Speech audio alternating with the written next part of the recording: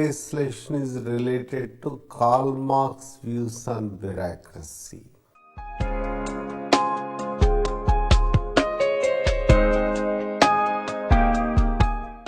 We are going to discuss some of the important aspects related to Karl Marx. 1. Rise of bureaucracy, role of bureaucracy, bureaucratic power and military dictatorship, characteristics of bureaucracy, administration in socialistic society, and a critical appraisal on the Karl Marx views on bureaucracy. This discussion or this presentation explains the concepts of Karl Marx views on bureaucracy. We have to understand the nature of bureaucracy as explained by the Karl Marx, describe the role and rise of bureaucracy, and identify the Marxist perspectives of bureaucratic power and its elements. For the students, it is going to be surprised that all the time we discuss Max Weber bureaucracy. Bureaucracy means we say Max Weber.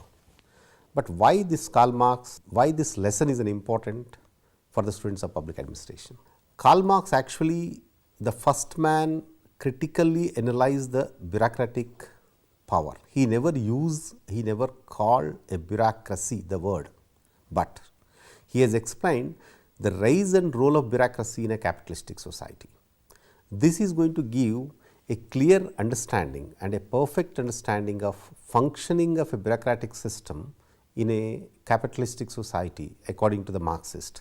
But in general for us, in a society, how an administrative society, how the bureaucracy, its roots of authority and domination. Karl Marx was a great social revolutionary as well as a social scientist.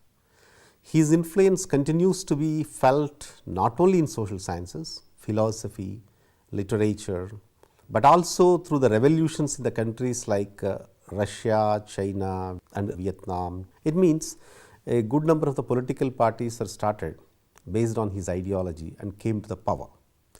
His thought is being interpreted and reinterpreted in different ways by several schools such as Frankfurt School, the existentialist, structuralist, Russian communist, Chinese communist, Trotskyist and so on.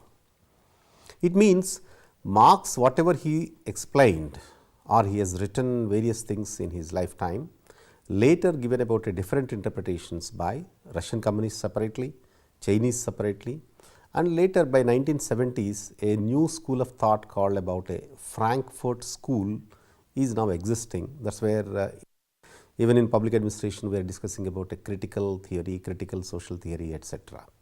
So, the impact of Marxism, impact of Marx ideas are still continuing with a little bit revising and reforming on it. Marx was born in Germany in 1818 and he did his PhD in the ancient Greek philosophy by very early age. His revolutionary views prevented his appointment as a university teacher and led to his exile from country after country. He wrote extensively but always remained poor, which resulted in hard times for his family. He participated in the revolutionary movements in France, which led to the short-lived Paris Commune in 1870. But later he died in 1883, leaving most of his works unfinished. Marx has seen in his life that is a Paris Commune for a short time. Whatever his ideas said that revolution is going to come, capitalism is going to be fallen, labor class is going to come to the power, etc. He has seen in his life in the Paris Commune. Marx's ideas on administration are spread over his numerous works. But one important thing students has to keep all the time in the mind is that he has not separately written anything on bureaucracy, but he has commented at various places the functioning and working of administrative system. He has dealt with the rise of bureaucracy, its role in developed and developing countries, its dysfunctions, its destruction in the course of the socialist revolution and its suppression the new non-exploitative society. We have to understand the Marx views on administration that bureaucracy is going to work as a tool in the hands of the capitalistic class to control the labor class, to control the common man and supports to the exploitative society. So, Marx says the bureaucracy and capitalistic administration is a hurdle in reaching to the revolution. What is exactly the Marx point and how he explains the rise of bureaucracy? Marx points out that the bureaucracy rose with the capitalism and the nation state in the Western Europe around the 16th century. The concentration of wealth and power in the hands of merchant capitalist and absolute monarch to the need of an instrument for the management of wealth and exercise of power. This instrument was the bureaucracy. With its help, capitalists competed against other capitalists and the monarch curbed the feudal lords. Bureaucracy has related with the capitalism and the concentration of wealth and power. This is one of the important aspects of the Karl Marx says. And moreover, each capitalist is going to compete with another person. Then ultimately what are they going to do? What is the bureaucracy is going to help them? Bureaucracy is going to help them to curb one way to the feudal lords for the growth of capitalism, another way to the labor class not coming into the power and thing. In medieval society, trade was a local, that is within the village or between the nearby village. The invention of a steamships made it possible to trade with the distant places. The merchant adventurers who had to go to these distant places were whoever is insecure. Their security could be ensured only through a state which exercised sway over a large area. This need a far-flung trade gave rise to the nation state. It is notable that in an earlier times there were either city-states or empires. The point Karl Marx says that the origin and the birth of the nation state is basically to support the expanding the capitalistic class. So, the duty of the nation state is to protect the capitalism, to support the capitalists to export one place to another place. Moreover, trade to the distant place was possible because of the steamships and whatever the new innovations are taken place. Nation states arose for the first time around the 16th century.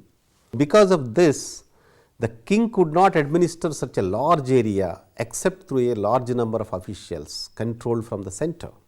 These officials constitute the bureaucracy, hence the bureaucracy is associated with the capitalism and the nation state.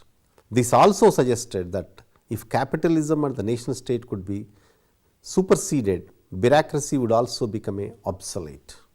The 16th century onwards, you take about a Britain, French and American revolutions have taken place in all over the world. The point is, it's very clear. The king is unable to administer from his palace. They need administrators. New cities are emerged, new industrial cities are emerged. People are coming, migrated from the villages to the urban cities, and democracy, people are getting the rights. These are started about the 16th and 17th centuries, a total changing scenario in the not only in Europe, even in America and other places. But what is the role of bureaucracy? Feudalism continued in part for about 2 centuries, even after the coming into being of the nation state. In France, the revolution of 1789 did away with some of the relics of feudalism.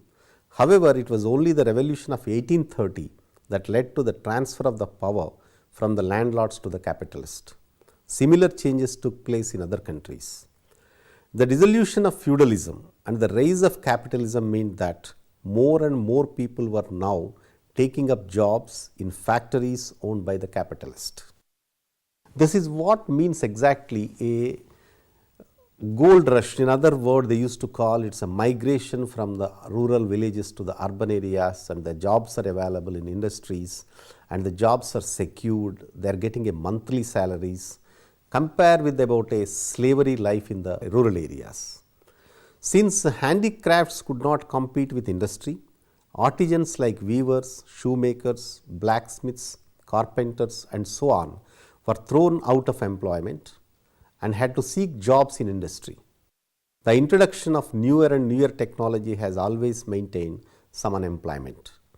Due to unemployment and poverty, worker in a capitalistic society can be forced to perform back-breaking labor for long hours at low wages. Marx has described in detail how even children were exploited in the factories of England in the 19th century.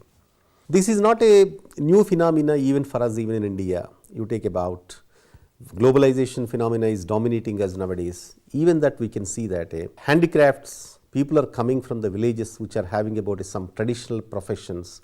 They are leaving everything and coming to the cities, working in about various factories. At the same time, unemployment is increasing. Low people has to work with the low salaries. Even we are seeing about children also working in the hotels, lodges and various places, even in the houses, though we are having a different laws. Marx said all these are started in the 19th century in the Europe and slowly has taken even all over the world. While working conditions in Western countries improved due to the wealth they obtained from the colonies and also due to unionization of labor, capitalist exploitation can now be seen in underdeveloped countries like in India. So, this has started from Western world to India, Britishers occupied, even in India the industries are started, same with things, viewers are started losing their thing, they have to work in various karkhanas or industries and workshops, etc. Even we witness in India.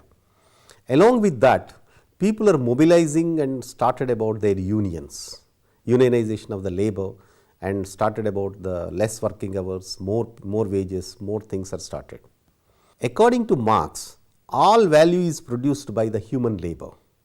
However, workers receive only a portion of the value produced by them in the form of wages. The other portion, which is retained by the capitalist, constitutes their exploitation.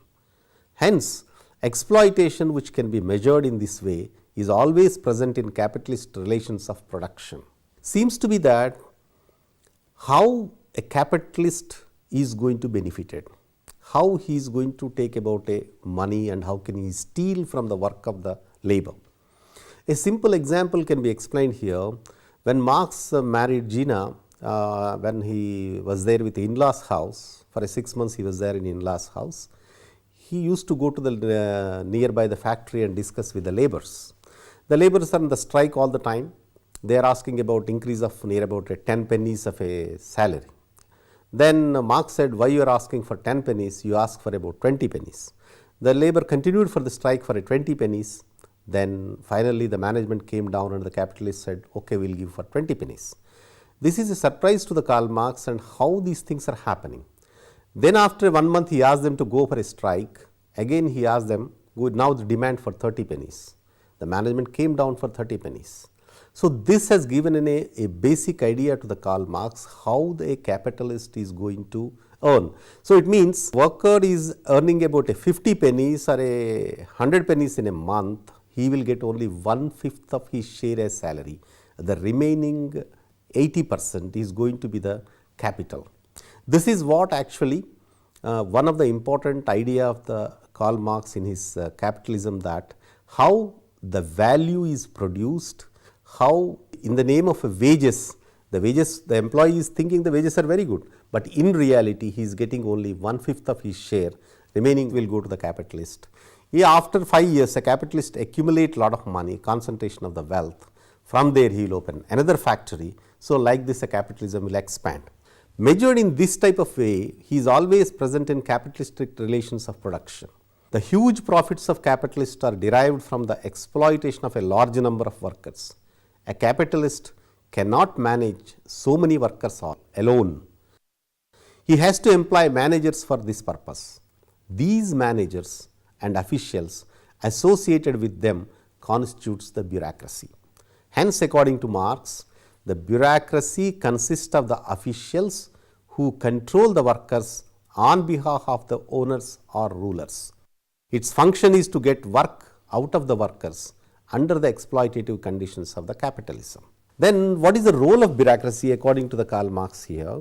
Simply he says now, all a large number of workers are there, about 25,000, 30,000, 1 lakh workers are going to be there, from even 1,000. How to manage them, this large number of workers?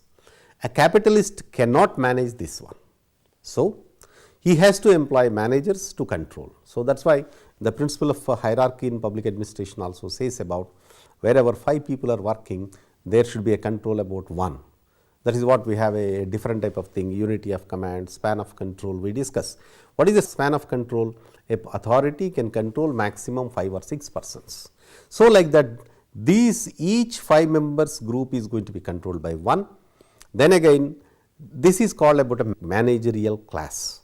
This managerial class and the officials, whoever is working for the creating of the wealth for the capitalist, is going to constitute as bureaucracy. This functioning of this class is to get work out of the workers under the exploitative conditions of capitalism. The government bureaucracy has a similar function in regard to workers employed by the government. There are large number of workers in government owned railways, roadways, power stations, hospitals, educational institutions and other undertakings. Large numbers of workers are employed by the government in non-industrial occupations also, such as postal departments, nurses, teachers, mechanics, doctors, architects, scientists are also involved in the productive activity and hence are workers with a high status. All these workers have to be kept under check. For this purpose, control is exercised over them by the bureaucracy. These bureaucracies consist of administrators, managers who do not perform the productive activity themselves, but only control the workers. These administrative officers then constitute the bureaucracy. Their function is to control the workers on behalf of the government. According to him, managers or administrators, they are not related to the production. A teacher will deliver a class, a hospital doctor will do his activity of a surgery or other thing, a postman is delivering his postal cards, but the people who are controlling them, they are not related to the work, only they are related with the work of controlling and authority. So, this is going to establish as a supra class among the bureaucracy. Another function of the governmental bureaucracy is to help in maintaining capitalistic relations in production in the wider society. Thus, if workers in a private firm go on strike, the capitalist can get the help of the police for keeping them under check. So, the government bureaucracy, as we discussed previously, you take about it plays a wider role. For example, you take about a private firm, the employees are going for a strike and doing this, then a police will go and stop it. The government provides protection and assistance to private industry and trade in many ways. So, the duty of nowadays even we can see the globalization, new public management, the duty of the state is the protection of the market. What is the protection of the market? Protection of industry, protection of the trade, protection of the business. Thus, it protects domestic industrialists from competition by the foreign industrialists through the imposition of the import duties. It manages the economy through fiscal and monetary policies so as to maintain effective demand for goods produced by industry. It provides means of transport and communication, electric power at cheaper rates and key goods for industry and agriculture.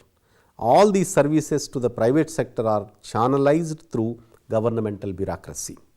The ultimate duty of the governmental bureaucracy is, one side they say that they are ready to protect the common citizen, but in practice they are going to protect the private industry, private activity either in the transport or in communication.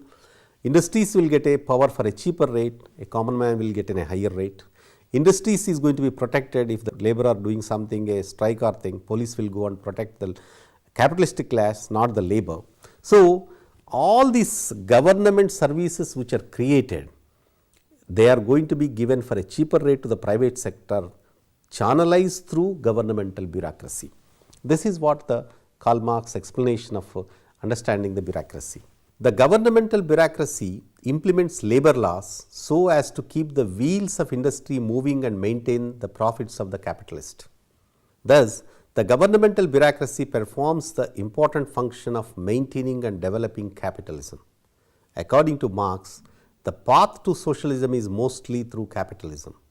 Hence, while on the hand of the development of capitalism accentuates exploitation, on the other hand, it prepares the way to the socialism.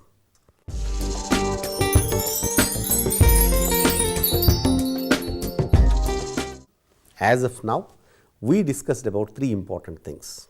Karl Marx, as a socialistic revolutionary, his ideas are dominated on the various fields, not only on economy, culture, arts and other important aspects. Even now, Marx's ideas are dominant in all over the world. Based on his ideas, a different type of a political parties are established in all over the world, and some of the parties are ruling some of the countries like China, Cuba, etc.